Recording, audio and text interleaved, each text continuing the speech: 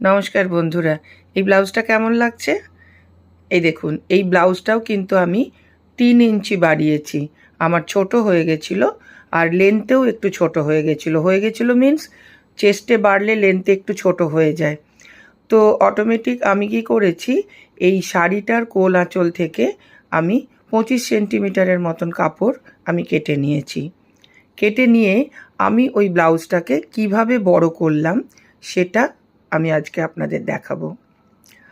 শাড়িটার কেটে নেওয়ার পরে ওই অংশে এই কালারেরই কোনো কাপড় আপনারা স্টিচ করে নেবেন, জুড়িয়ে নেবেন, কারণ এটা কোল আঁচল, এটা দেখা যায় না। যে কোনো কাপড় এই কালারের নিলে কিচ্ছু বোঝা যায় না। এই দেখুন, এই নিচে আমি এইভাবে কিন্তু বাড়াবো। এই যে দুপাশের যে ডার্টগুলো থাকে সেগুলো আমাকে সেলাই করতে হবে। আর শাড়ির ফলসটা নিয়েছি আমি লাইনিং হিসাবে।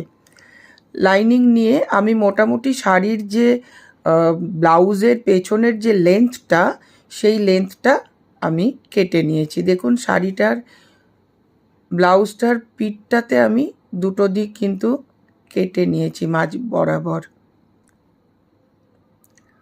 বরাবর কেটে পিঠে আমি এই যে 3 ইঞ্চ বাড়িয়েছি, এই 3 ইঞ্চ কিন্তু আমি লাইনিং, শাড়ির ফলস দিয়ে লাইনিং দিয়ে ওই 3 ইঞ্চ কিন্তু আমি পিঠে অ্যাড করে নিয়েছি। তারপরে যাতে সেলাইটা বোঝা না যায়, তাই জন্য এটা আমার একটা স্টেটমেন্ট ফ্যাশন, এই ফ্লাওয়ারগুলো।